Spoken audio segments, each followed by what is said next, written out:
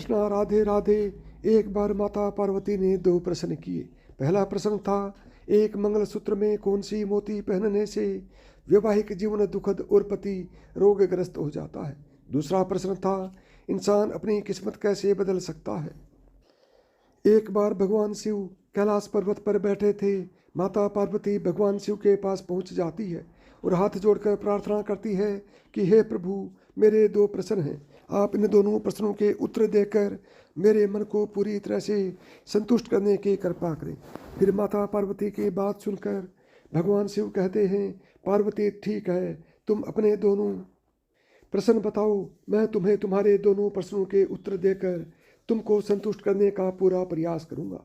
तो माता पार्वती कहती है, प्रभु, मेरा पहला प्रश्न है, मंगलसूत्र में कौन से मोती पहनने से वैवाहिक जीवन दुखद एवं पति रोगग्रस्त हो जाता है। और मेरा दूसरा प्रश्न है कि इंसान अपनी किस्मत को कैसे बदल सकता है। भगवान शिव कहते हैं, पार्वती, तुम्हारे दोनों ही प्रश्न बहुत ही महत्वपूर्ण हैं।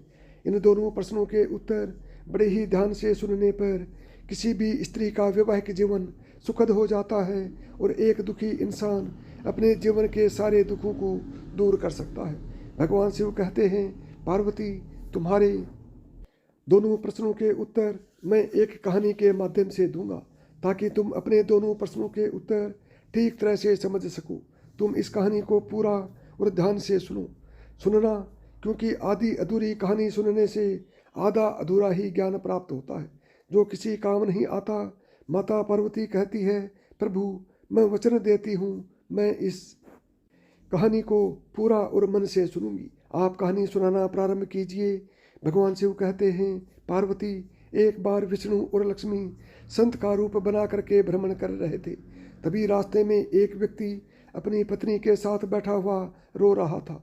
फिर वह उसके पास गए और बोले, तुम कौन हो और इस घने जंगल में बैठे क्यों रो रहे हो। फिर इस प्रकार की श्री विष्णु की बात सुन करके उस व्यक्ति की सिसकियां थम गई।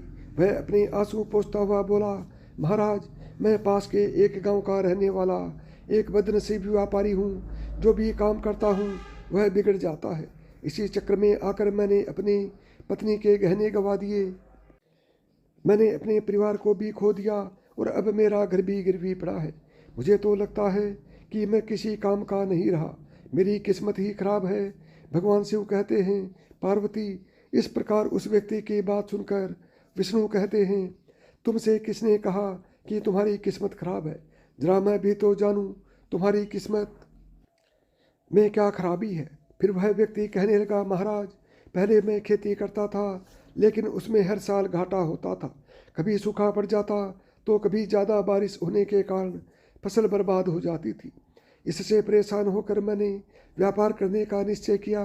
मेरे पास पैसे नहीं थे तो मैंने पत्नी के गहने बेच करके अपना व्यापार शुरू किया।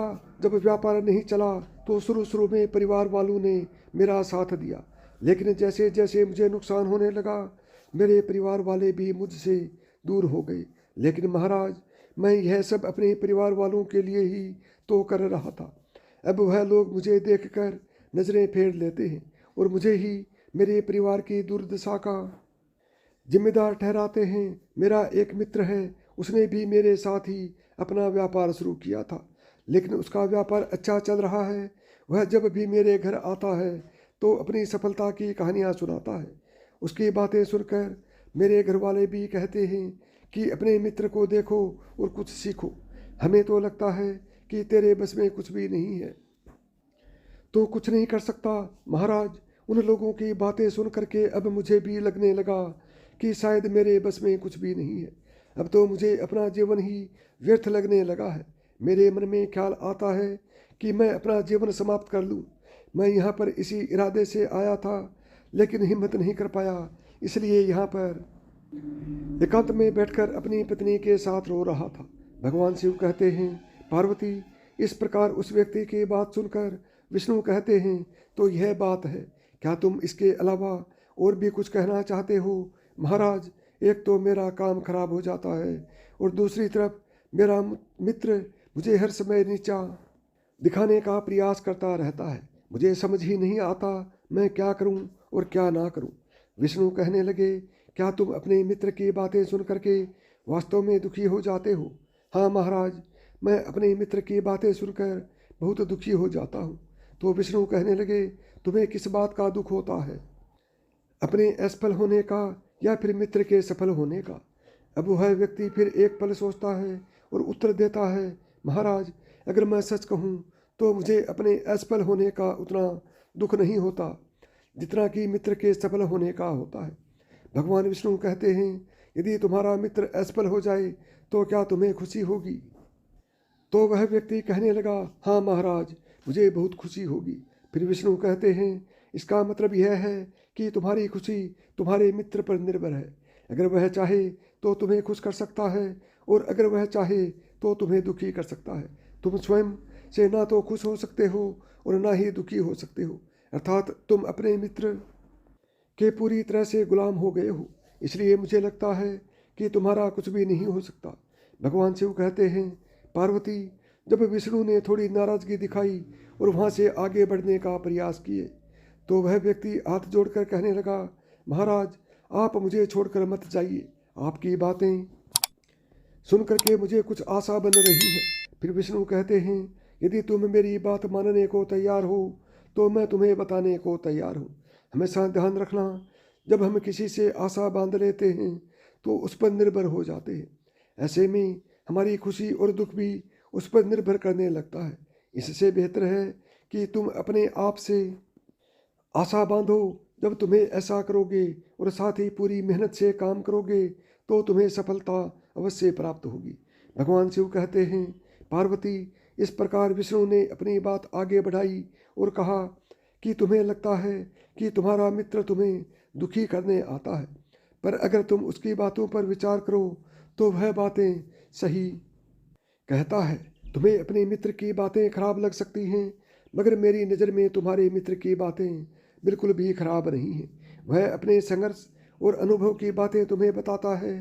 तुम अपने मित्र की बातों को ध्यान से सुनकर उन बातों को अपने जीवन में उतार कर बहुत कुछ सीख सकते हो।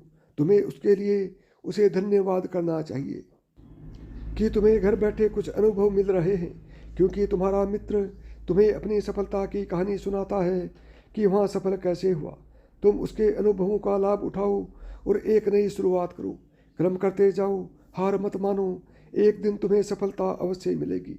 आज तुम जिसे अपना बुरा वक्त या बुरी किस्मत कह रहे हो, एक दिन वह बदल जाएगी और इसी के साथ तुम्हारे विचार भी बदल जाएंगे।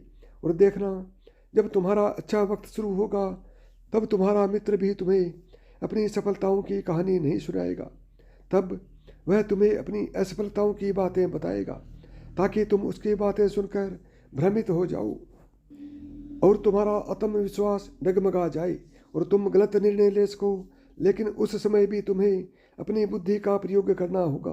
तुम्हारा मित्र जैसे आज तुम्हें दुखी करने आता है, इसी तरह उस समय भी तुम्हें दुखी करने आएगा, क्योंकि जिस तरह उसे दुखी देखकर तुम्हें मज़ा आता है, उसी तरह उसे भी तुम्हें दुखी देखने में उतना ही मज़ा आता है। भगवान शिव कहते हैं, पार्वती, इस प्रकार विष्णु की बात सुनकर वह व्यक्ति कहने लगा, महाराज, आपने सही कहा, लेकिन मेरा सबसे बड़ा दुख यह है कि मेरे परिवार के लोग भी इसमें शामिल हैं।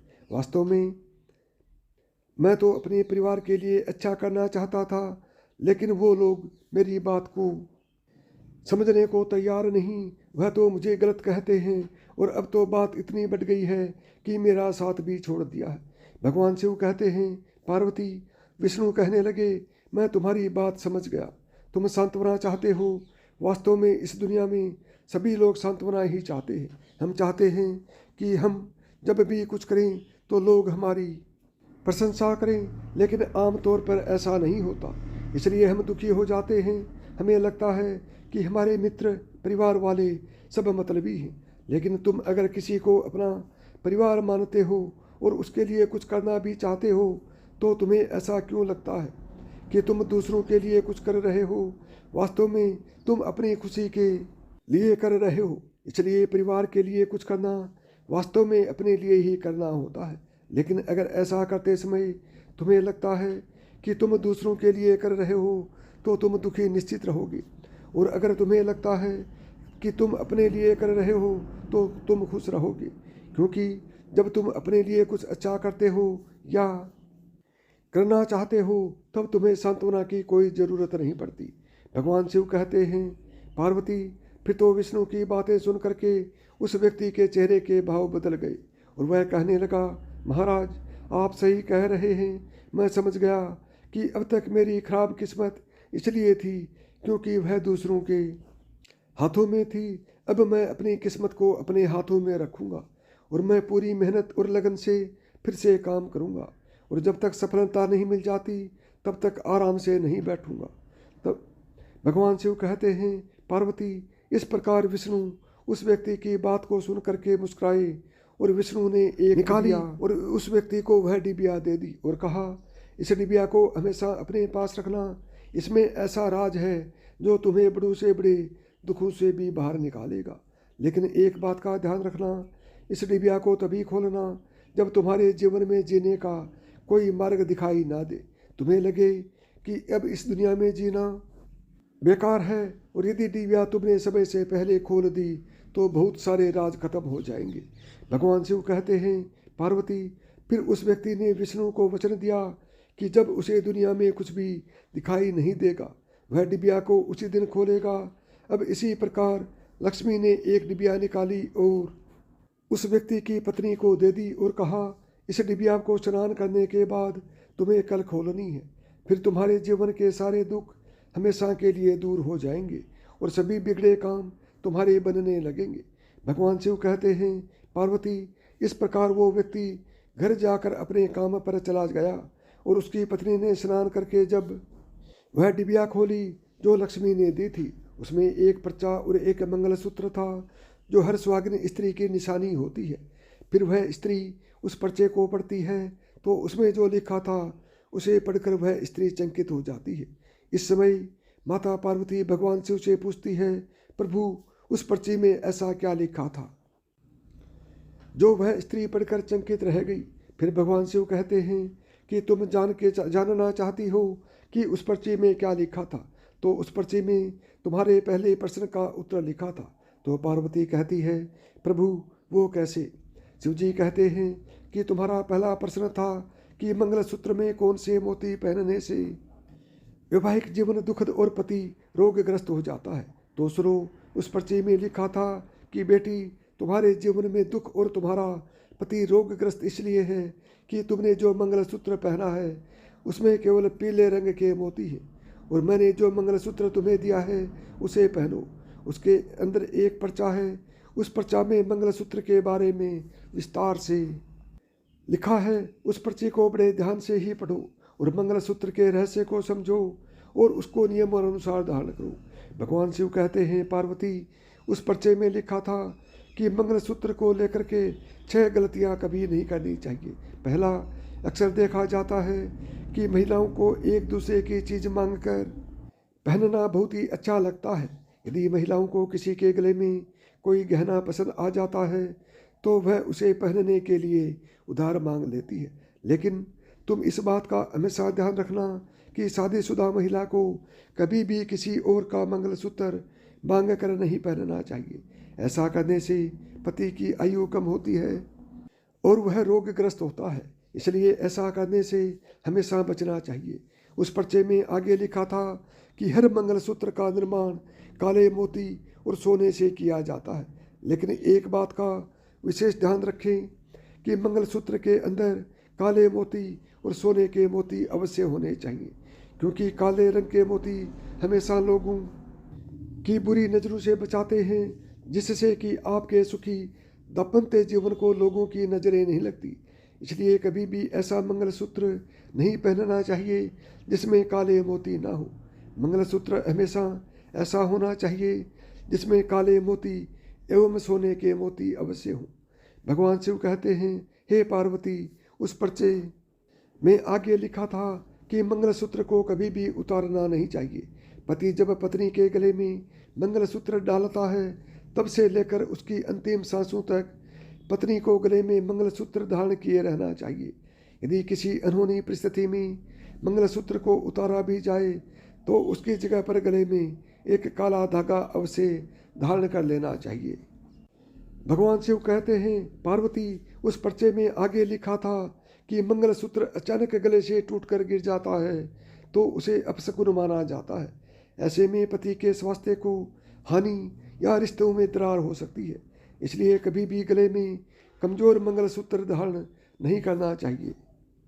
भगवान शिव कहते हैं, पार्वती, मुझे पूरा विश्वास है कि तुम्हें अपने पहले प्रश्न का उत्तर मिल गया होगा। तो पार्वती कहती है, हाँ प्रभु, मुझे मेरे पहले प्रश्न का उत्तर मिल गया है और मैं पूरी तरह से संतुष्ट हूँ। भगवान शिव आगे कहते हैं, पार्वती, फिर इस प्रकार उस स्त्री का जीवन सुखपूर्वक बिताने लगा और उसकी किस्मत चमक गई।